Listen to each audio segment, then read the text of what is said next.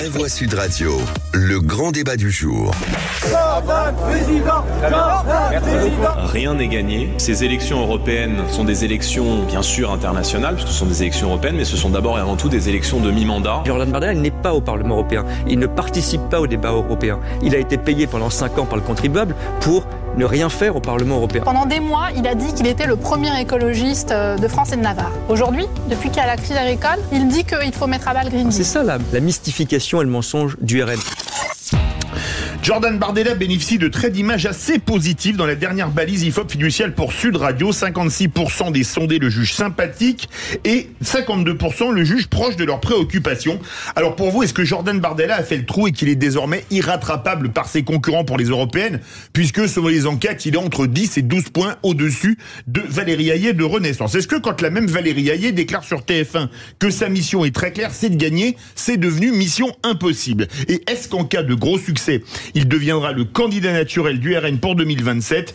À cette question, Bardella est-il le grand favori des européennes? Vous dites oui à 56%. Avec nous, Frédéric Dabi, directeur général de l'IFOP. Avant de vous donner la parole, Frédéric Dabi, tour de table des vraies voix, Philippe Bilger. Est-ce que pour vous, il est le grand favori? Oui, et d'ailleurs ça n'est pas très original de répondre positivement. Je pense qu'il va gagner les élections européennes. Alors il sera intéressant de voir l'écart qu'il aura avec le deuxième, mais je rejoins tout à l'heure ce qu'a dit Frédéric Dabi. Les vertus qu'on prête pour l'instant à Jordan Bardella, qui sont incontestables à mon sens, sont des vertus d'apparence, sont des vertus de tenue. Je ne suis pas persuadé que sur le plan de la compétence, avec le dernier couac que Marine Le Pen a dû réparer au salon, il a probablement montré des faiblesses dès l'instant où on va au fond des programmes. Mais pour le reste, je ne crois pas une seconde que, contrairement à ce que d'aucuns affirment, il constituera, même s'il gagne largement les européennes, un rival pour Marine Le Pen. J'ajoute que elle a habilement joué en annonçant d'emblée que si elle gagnait l'élection 2027, il serait son Premier ministre. René. Alors, comme Philippe, oui, la réponse est oui, c'est le favori. Il suffit de voir les sondages et normalement, il devrait gagner. Maintenant, est-ce qu'il gagnera avec autant de points d'avance sur la seconde liste, qui serait peut-être Renaissance, puisque là, je crois que ça lui donne à peu près 10-11 points d'avance. En Renaissance, est également très en tête par rapport aux autres listes derrière. Bon. Les autres listes qui sont en dessous de 10, Renaissance qui est entre 15 et 20 schématiquement, selon les différents instituts. En même temps, Jordan Bardella, depuis quelques mois, non seulement dans le cadre de cette campagne européenne, mais aussi dans le cadre de la vie politique, il jouit quand même d'une omniprésence médiatique quand même assez exceptionnelle. On le voit partout, on l'entend partout, et lorsqu'on se met dans l'optique des élections européennes, il a quand même un avantage, parce qu'en face c'est le vide. Franchement, à part peut-être un peu Raphaël Glucksmann qui tire son épingle du jeu, on peut pas dire que les autres listes pour les européennes soient menées par des dirigeants. Même Bellamy, pour l'instant, n'arrive pas vraiment à faire son trou. Pour l'instant, moi c'est mon opinion, il est un peu terne. Bon, je vais pas revenir sur les autres listes. Et enfin, je terminerai là-dessus. Pour moi, et je suis d'accord avec Philippe Bilger, pour moi, pour l'instant, Jordan Bardella, c'est un excellent produit marketing. Pour Marine Le Pen, c'est un excellent, un excellent Premier ministre futur. Effectivement, si la victoire du RN aux élections européennes est énorme, ça sera un avantage pour Marine Le Pen. Elle a déjà annoncé que ça sera son Premier ministre, c'est donc un ticket.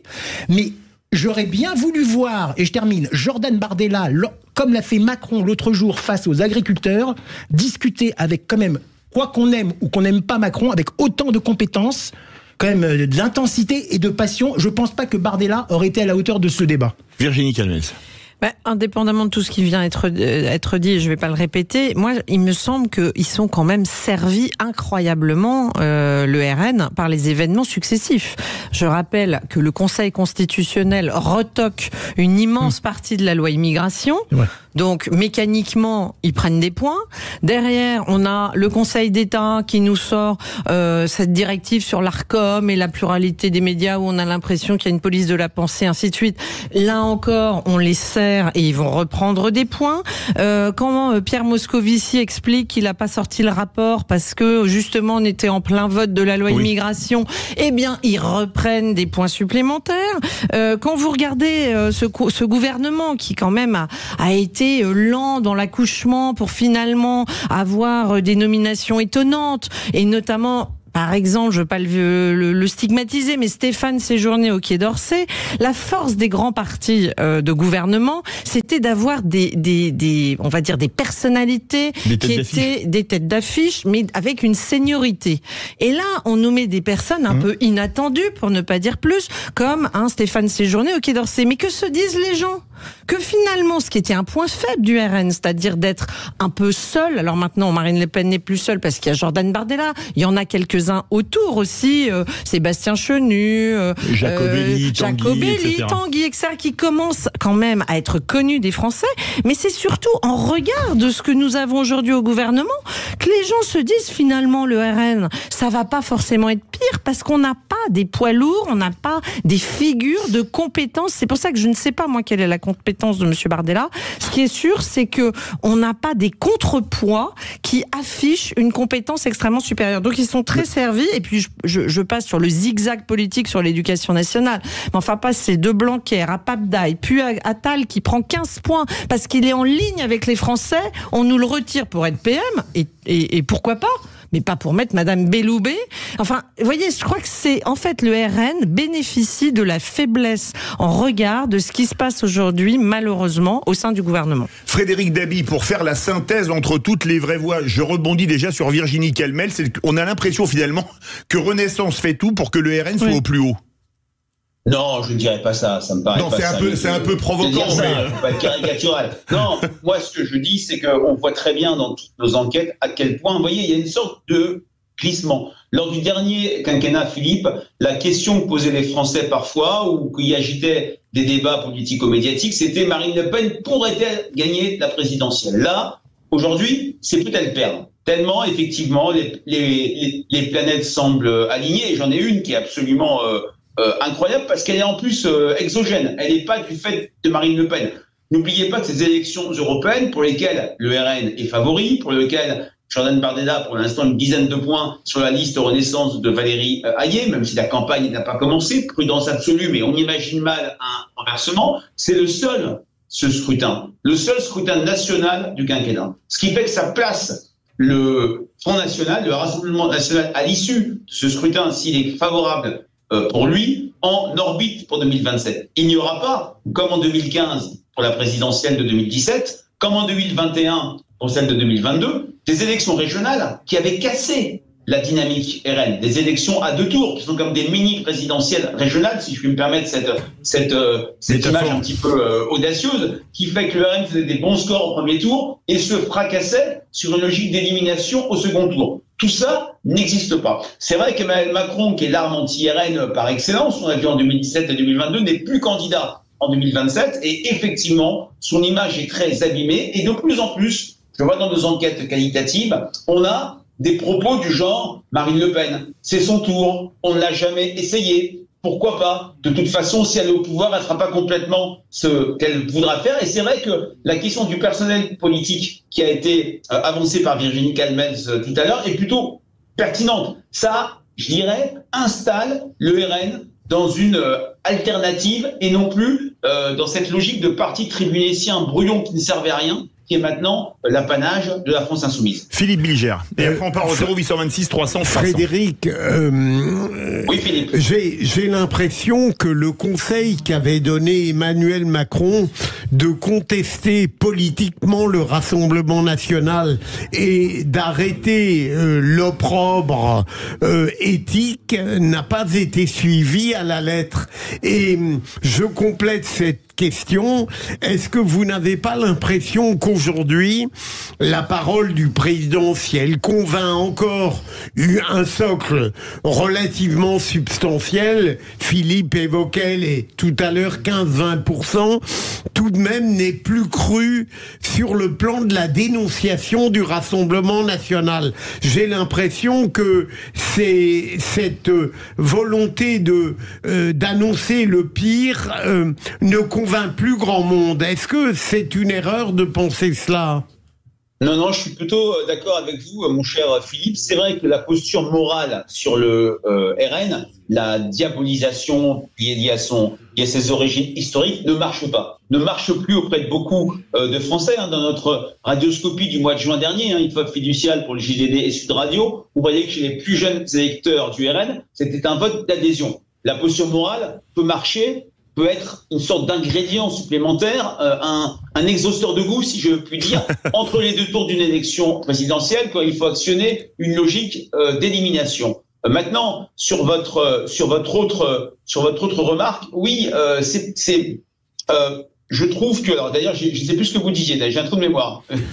Disons en gros, la parole présidentielle n'est plus démonétisée. Excusez-moi. Voilà. Oui, alors moi je trouve que effectivement, elle n'est pas complètement démonétisée parce que Emmanuel Macron, les Français ont la mémoire d'un président qui depuis 2017 a souvent fait des annonces capitales, des annonces qui ont changé leur vie. Le confinement, la guerre en Ukraine, le Covid. Mais pour autant, c'est peut-être moins accentué que le Nicolas Sarkozy de 2010-2012 ou du François Hollande des dernières années de son mandat. Sa parole, l'émetteur, est relativement abîmé. En revanche, l'émetteur Attal est un émetteur très efficace. On atteste la différence assez forte de popularité entre Emmanuel Macron et son Premier ministre qui, lui, apparaît par les simples, par les vrais et est crédité d'une réelle efficacité. On part au 0826 300 300. Tout de suite, notre vraie voix du jour. Rebonsoir Gilles des Landes. On vous écoute. Eh bien, rebonsoir. Je vais être rapide. Je pense qu'effectivement, M. Bardella est favori dans cette prochaine élection européenne qui a lieu au mois de juin. En revanche, j'ai une impression assez bizarre. Je pense effectivement, comme Philippe le disait très justement tout à l'heure, que tout est fait pour. Je prendrai un seul exemple. C'est celui de la nomination aujourd'hui ou hier de la tête de liste de la majorité entre guillemets. Personne ne connaît. Et qui arrive comme ça 3 mois avant les élections, alors que les autres partis ont leur tête de liste depuis un certain temps, ils sont en campagne depuis longtemps, et là on découvre quelqu'un que personne ne connaît, et c'est la tête de liste du parti du parti présidentiel. C'est bizarre, moi je trouve ça très très bizarre. Alors Gilles, restez avec nous, direction Toulouse. Bonsoir Richard. Oui, bonsoir vous. Alors vous, qu'est-ce que vous en pensez ? Moi, je pense que c'est un candidat qui a des convictions. Je pense que notre président aujourd'hui, il est capable de répondre comme un professeur, de nous donner des explications, mais quand il s'agit de prendre des décisions et de voir sa vision, d'arriver à appréhender sa vision, c'est beaucoup plus difficile. Et je pense que Virginie n'a pas noté le gros couac sur l'envoi potentiel de troupes, où on vient d'afficher que l'Europe n'enverra jamais de troupes en Ukraine. Et donc, ça a l'effet strictement opposé. Et donc, je pense qu'aujourd'hui, Monsieur Bardella, il pourra nous protéger. Je pense s'il passe à l'Europe, il pourra nous éviter d'avoir une nouvelle fois Madame van der Leyen, présidente de commission, qui aujourd'hui, pour laquelle on a encore des gros doutes de corruption, quoi. Et c'est quelqu'un qui est attentiste. Alors, qui est terrible à cause de ça. Richard, on fait réagir les vraies voix rapidement. Virginie Calmel, c'est René Chiche. Non, Richard a parfaitement raison de souligner cette déclaration d'Emmanuel Macron sur l'envoi potentiel de troupes en Ukraine, parce qu'au fond, la peur change de camp. Ça veut dire que pendant longtemps, le Rassemblement national faisait peur. Il a d'ailleurs été diabolisé, mais il faisait peur. Pourquoi ? Parce qu'on avait le sentiment qu'il pouvait sortir de l'euro. Ça, les Français n'étaient pas prêts à ça. Qu'il y avait des mesures qu'on avait l'impression qu'ils étaient totalement incompétents. Et là, ce qui est terrifiant, me semble-t-il, c'est que, et je rejoins un peu ce qui a été dit, c'est qu'on dirait que Renaissance ne prend pas en compte, ou le fait même, on se demande à quel point il force le trait pour rendre le RN présentable et finalement rassurant, alors que c'est Emmanuel Macron qui a des positions qui peuvent paraître un peu intempestives à certains moments, et là notamment sur cet envoi des troupes après démenti de l'ensemble des chefs d'État qui étaient rassemblés avec lui. Ça a donné l'image de quelqu'un qui avançait un peu seul, sans beaucoup de préparation, même s'il a dit que ses propos étaient très mesurés et réfléchis.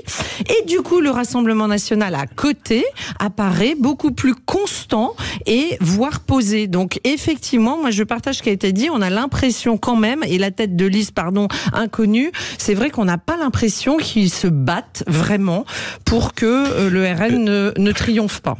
Un mot rapide, René Chiche. Oui, non, moi, je reste juste sur la compétence de Jordan Bardella. Moi, je crois qu'il ne faut pas s'enivrer actuellement de son omniprésence médiatique, de ses prestances à la télévision, de son côté bon chic, bon genre, gendre idéal.